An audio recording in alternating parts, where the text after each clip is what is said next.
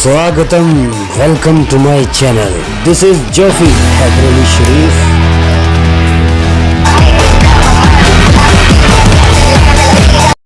Nano machine के नए chapter में वेलकम। एमसी हैरान होता है क्योंकि उसको अपना बैज नहीं मिला। स्टाफ से इसके बारे में पूछता है तो वो कहते हैं कि देखें हमें मिल नहीं रहा, आपको इसके लिए इंतज़ार करना पड़ेगा। एमसी सोचता है कि ये कोई डर्टी ट्रिक है जो 6 सेट के यंग मास्टर में से किसी ने की होगी। चलो अच्छा है, शुरू में ही उनसे मुझे आमना सामना नहीं करना पड़ेगा और मुझे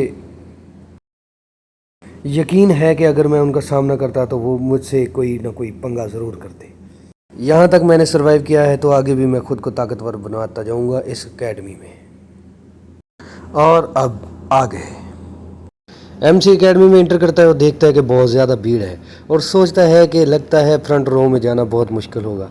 उसको देखकर कुछ नमूने जो हैं वो आपस में बात करते हुए कह रहे होते हैं, अभी ये तो वो नंबर 7 है ना, इसको देखना पहले टेस्ट में बाहर निकालेंगे, इसको कुछ नहीं आता है, ये नल्ला नल्ला compete करने आया है प्रीस्टूड के लिए यंग मास्टर्स के साथ। एमसी उनको देख के सोचता है मुझे अंदाज़ा है तुम लोग किस बारे में चुगलखोरियाँ कर रहे हो। हंस लो बेटा हंस लो, जब तक तुम हंस सकते हो हंस लो, अपना टाइम आएगा। जनरल को दिखाया जाता है जो सोचता है कि ओ वो रहा, नज़र आ गया। इसका मतलब ये है कि वो अपनी तरफ अटेंशन ग्रैब करना चाहता है। कितना पथेटिक लग रहा है। और इसी के साथ बिगल बजाए जाते हैं और हमें बताया जाता है कि भाई कोई आ रहा है। कौन आ रहा है? अरे खामोश हो जाओ भाई, खामोश हो जाओ, कौन आ रहा है भाई? ये हिज हॉलीनेस है, हिज हॉलीनेस। यहाँ पे किसी के कदमों को दिखाया जाता है और ये एंट्री ज़बरदस्त एंट्री है और लोग हैरान, स्टूडेंट जो नहीं हैं वो हैरानी के साथ उनको देख रहे हैं कि भाई ये कौन सा है बंदा। भाई हिज हॉलीनेस बताया तो है, हिज हॉलीनेस। इंट्रोडक्शन इसका दिया जाएगा, साथ में इसके बॉडीगार्ड्स हैं, रॉयल गार्ड्स हैं। अब ये रॉयल गार्ड्स साथ साथ चल के आ रहे हैं और ये आगे बढ़ के अपने तख्त पे बैठने लगे हैं और ये टकराया एक बेवड़ा रेड हेड के साथ, रॉयल गार्ड के साथ। रॉयल गार्ड गुस्से से बोलता, अबे बेवड़े तेरे को नजर नहीं आता क्या? ये लाल चोटे इधर क्या देख रहे रे तो? हमें बताया जाता है ये है mad blade C of Ming, left hand royal bodyguard to the patriarch. इनकी तू मैं सुन के एक बंदा इनको घूर के देखता है और इनकी फट जाती है। अबे फटती क्यों है? क्योंकि ये बंदा है लॉर्ड ऑफ डार्कनेस रेग्यूम मा, हेड रॉयल बॉडीगार्ड।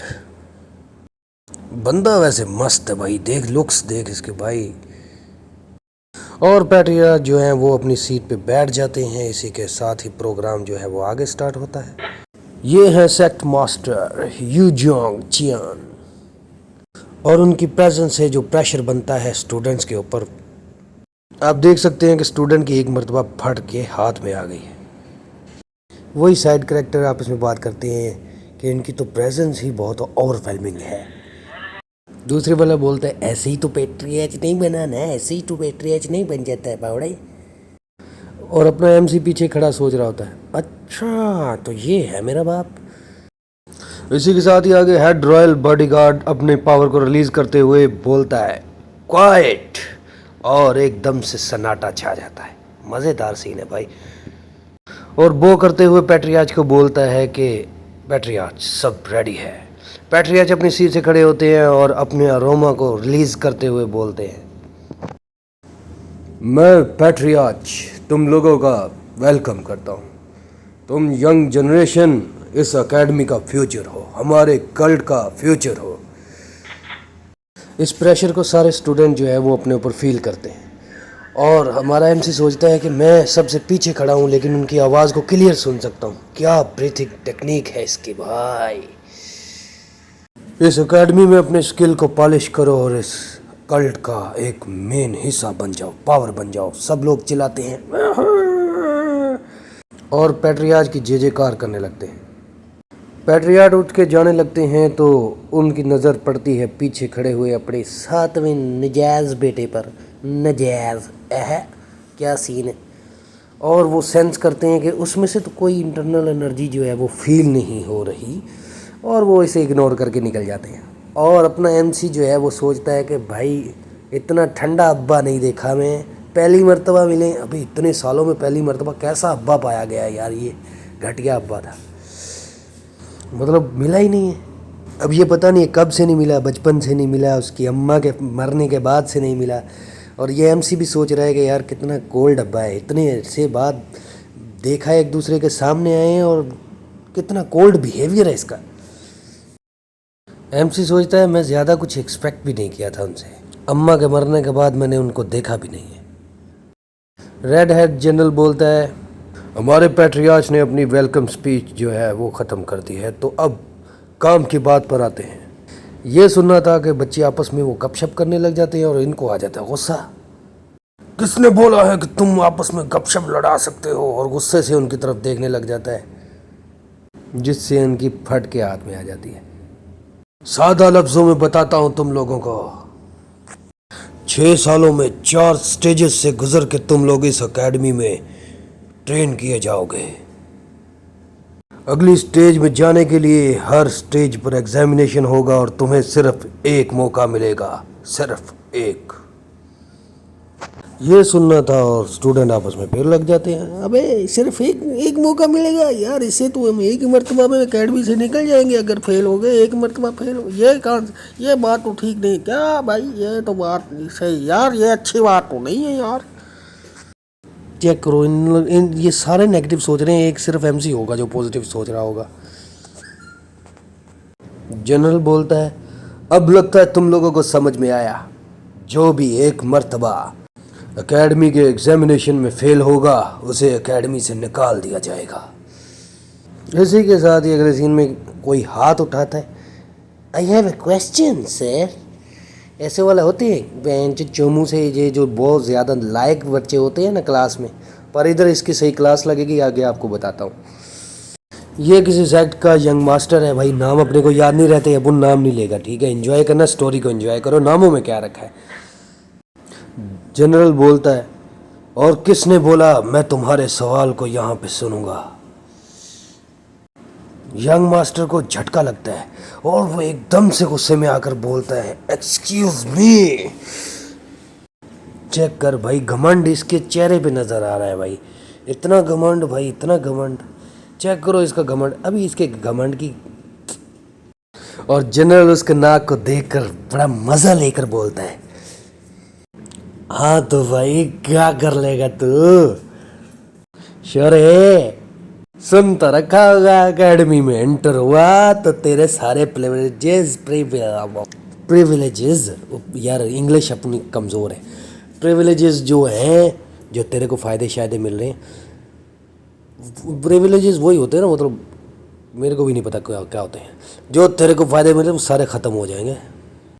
इधर नहीं देखा जाएगा कि तू किसी पैट्रियार्च का बेटा है, किसी सेक्ट के लीडर का बेटा है, ना ना। एकेडमी में डिमोनिक एकेडमी है, इसमें ऐसा तो बनता है, मज़ेदार सीन है भाई। मैं ज़रा इसका ना मज़ा लेना चाहता हूँ, मज़ा इस तरह से लेना चाहता हूँ, मैं इसको दोबारा से बोलता हूँ।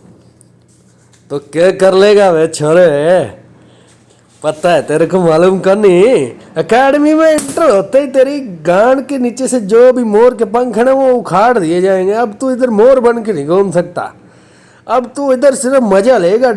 डिमोनिक एकेडमी है, इसमें एंटर हुआ तो तेरे सारे जो प्रिविलेजेस है ये सारे खत्म, एकदम से खत्म, मजा। और भाई इसके चेहरे से भी देखो, मतलब इसके चेहरे से भी ये चीज़ नज़र आ रही है कि ये बंदे ने जो डायलॉग लगाया है ना, ये पूरा मज़ा लेके लगाया है भाई, इसको भी बड़ा मज़ा आया ये डायलॉग लगाने में।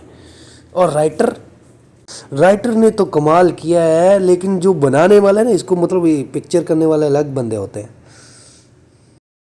क्या बोलेंगे उनको, ग्राफिक्स वाले जो है ना, उन्होंने भी बहुत मज़े का सीन बनाया यार। ऐसी छोटी छोटी चीज़ें एंजॉय करो, मज़ा लो इस चीज़ का यार।